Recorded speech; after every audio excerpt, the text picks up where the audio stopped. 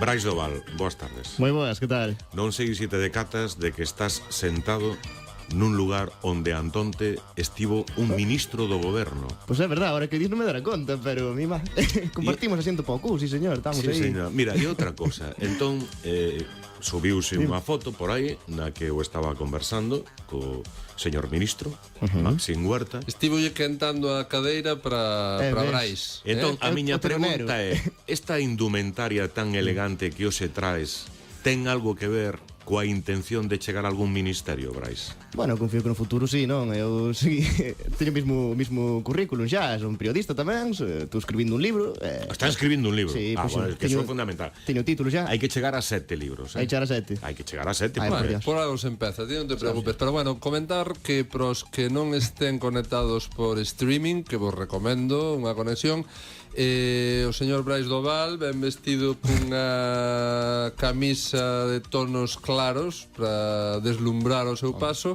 e aparte pois un lazo, unha lazada de cor granate, que despois da bronca que lle botou ante o señor Pepe Carreira por vir así en plan chándale, que só lle faltou chamarche perrifláutico ou algo, pois o Estou señor- seguro que a nai que nos escoita foi a que lle dixo: como foches a traballar ou non?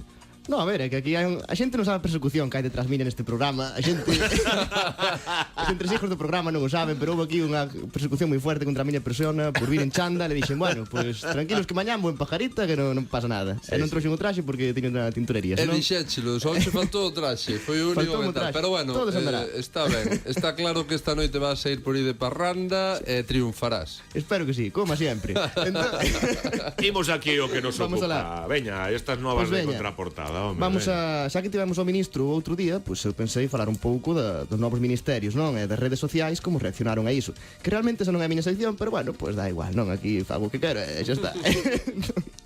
Como todos sabemos, pois nas redes sociais houve un rebumbio moi forte con isto dos novos ministros, e as redes sociais son capaces do mellor e do peor, especialmente Twitter, que é un lugar de contrastes.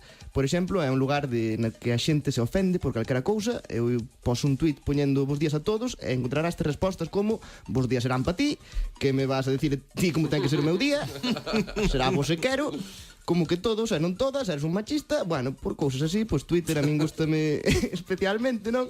Porque hai xente con moita imaginación tamén, e moito sentido do humor, onde sempre hai comentarios irónicos e satíricos sobre a actualidade. E esta xente, pois como vos digo, non perdeu a oportunidade, a maravillosa oportunidade de falar de todo o que está pasando, acontecendo estes días.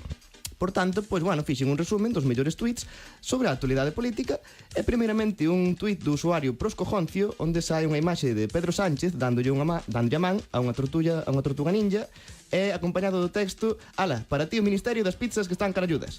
Despois, outro de Mou de Triana, que propón a creación do Ministerio da Marcha e de mover o esqueleto, acompañado dunha foto de Miquel Iceta, que seguramente sería un bon ministro. Manuel de Lorenzo, colaborador da Radio Galega tamén, bo colaborador, non a miña altura porque son o mellor, pero tamén é un bo colaborador, opina que Maxim Huerta debería ter sido elexido ministro de Agricultura por coherencia semántica. E bueno, non lle falta razón. JJ Vaquero, que propón a Roberto Brasero a dirección do Ministerio do Tempo, ao cal eu propoño a Pemán, hai que tirar pola casa para que sea ministro do Tempo. E depois outra imaxe que me chegou ao WhatsApp, que non sei a autoría, pero di: oxalá este sexa o novo ministro de Agricultura, e sai o xardineiro de Coleta de Bricomanía, o de Deco Garden, tamén chamado home do sustrato, porque ese home botaba ali sustrato a todo. Eu creo que almorzaba café con sustrato, era unha maravilla. Pagou a universidade aos fillos da fábrica de sustrato, era unha maravilla. E despois tamén hai tweets de Pedro Duque, como non, que está dando moitísimo xogo nas redes sociais. A xente está como tola con isto, e moitos usuarios tuitean: oxalá Pedro Duque xurando o cargo vestido de astronauta. Tamén se di: Ciudadanos está comezando a reclutar xente para quitar o efecto á imaxe de Pedro Duque. E sai unha foto dun rapaz que di: youtuber español asegura que a terra é plana. Así que cuidado, este é un fichaje moi de Ciudadanos. Tristan Meyer, que di o seguinte: a partir de agora Pedro Duque gañará todos os debates do Congreso solamente dicindo a seguinte frase: pero vamos a ver, ti isto veches algunha vez no espacio? Ah que no? Pois entonces cala a boca, payaso. A ver que hai discute tamén, non? Argumentación increíble. Isto é unha barbaridade. Sí. Irrefutable. É igual que este usuario se imagina a resposta que pode dar Pedro Duque, tamén hai outros usuarios que se imaginan as respostas que lle van a dar a Pedro Duque, as que vai a recibir, porque no Congreso tamén hai moita comedia, hai moito humor, moito comentario sarcástico, e seguramente a Pedro Duque lle vayan a caer contestacións como estas, que sería a primeira, algún diputado lle dirá seguramente: señor Duque, vostede saberá moito do espazo, pero do meu barrio non ten nin idea. Outra variante sería comezar a frase dicindo: non fai falta ir ao espacio para saber que, puntos suspensivos. Isto vai a dicir a Pedro Duque, sabémoslo todos. Despois, permítame que lle recorde, señor ministro, que está vostede na Terra e ten que resolver problemas da Terra. Non nos veña con historias de marcianos, señor ministro. E por último, permítame que lle diga, señor ministro, que as súas medidas non están sendo para disparar cohetes. Aposto que algunha destas ya van a decir nalgúnha ocasión. Xuro vos que xa veredes. Garda esta información porque ao longo do tempo tenemos a oportunidade de ver se atinaches algunha. Eu digo, chico, o tempo me vai dar a razón, senón xa veredes. O malo é que todas as notas que escribes se autodestruen no momento que sai da porta do estudo 4 da Radio Galega. Como bo axente secreto este que é non Brais entende Oval. o de arquivar digitalmente. Non sei por qué. Bueno, eu son tradicional, a tradición hai que mantela, eso é así. Fai un fachuco cos folios. Mira, por certo, teño entendido que vas a traballar nun zoo. Traballar nun zoo? Bueno, máis ben sería o que está dentro do zoo, o animal, tratar con eles, eu son bastante animal. Pero porque acabas de ver a siguiente noticia. Claro. Claro, estás pillo aí, Pois sí, vamos a falar de zoos, de un cuidador dun zoo ruso que dispersou a 7 leóns utilizando unha chancla. Unha boca chancla sería. O poder da zapatilla, que seguramente é unha das armas máis importantes da historia da humanidade, cunha eficacia tremenda. É un exemplo esta noticia porque un vídeo publicado fai uns días está se volvendo viral e está protagonizado por Oleg Suvkov. Non sei se o dixen ben, pero bueno, como non hai ningún ruso, malo será. Cof. Sí.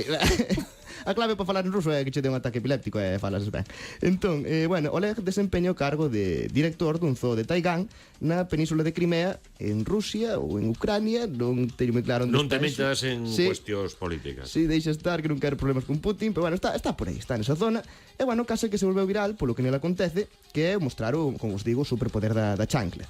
Neste vídeo aparecen 7 leóns, aparentemente tranquilos, pero por cousas da vida, pois empezan a poñer de mala virgen un con outro, non sabe Dios por qué, eu non se vou preguntar tampouco, e comezan a poñer de malas ata que comezan a atacarse entre eles. Entón, aquí entra en escena o amigo Oleg, que vai ende eles, comeza a berrar, entón os leóns paran e poñense a mirar para el con cara de poucos amigos, ata que o home colle, saca a chancla e tíralla a un león.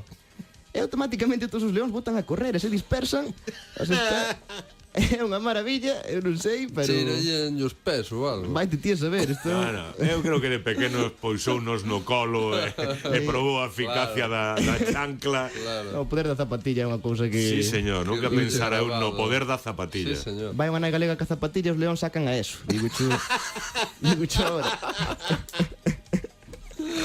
Bueno, veña, Bueno, unha última. facemos unha última. Sí, veña. Pois veña, unha moi bonita tamén, que é que un avión tuvo que aterrizar de emerxencia debido ao olor corporal dun pasaxeiro. Isto, bueno, hai xente que non lle gusta lavarse, cada un ten as súas cousas. É un Boeing 737 da compañía neerlandesa Transavia Airlines, que efectuaba un voo desde Ámsterdam a Gran Canaria, tuvo que facer unha parada de emerxencia en Portugal, na cidade de Faro, porque non aguantaban máis, porque non é que houbera ningún fallo de navegación, nin nada deso, simplemente era que o olor corporal dun pasaxeiro era insoportable. Isto é así, isto é verídico, xa sei que non me credes as noticias, pero é verdad. E non era o león. No, isto non era o león. Cheiraba a tigre. Pois pouca broma, porque, como vos digo, mira, tío, que foi que o forte cheiro do home fixo que outros pasaxeiros vomitaran e houve unha persona que se desmayou. O sea, isto debía ser unha cousa brutal, según informan diversos medios, e os testigos tamén se quedaron a gusto porque dixeron en entrevistas que apestaba como se non se houbera bañado durante meses, nunca experimentaron cheiro así, e a mí o que máis me gusta é se o inferno cheirase a algo, sen dúbida cheiraría a isto. Así que, bueno, isto foi o que pasou. E de feito, para acabar xa, decir que a tripulación intentou poñelo en cuarentena encerrando no baño, pero vese que o home resistiuse, houve un forcexeo e decidiron non facelo e tuveron que aterrizar de emerxencia. E por último, decir que isto non é a primeira vez que lle pasa a esta compañía, porque fai uns meses, en febreiro, noticia que din eu tamén, porque a miña sección é a mellor da Radio Galega, tuveron que parar un voo, tuveron que aterrizar de emerxencia debido ás flatulencias dun viaxeiro. Así que cuidado con voar con esta aerolínea, porque, bueno, xa vemos o que pasa. Vale. E nada máis. Brais, Dime. que teñas éxito na túa caza nocturna. Pois espero que sí, a verdade, non che vou mentir. Esa cor vai moi ben para os cotobelos. Pero ten cuidado coa compañía, coa aeroliña coa que viaxas. O sea, Moito cuidado sempre. Veña, ata mañá. Veña, Vale, cando saludos. sea. Chao. Chao.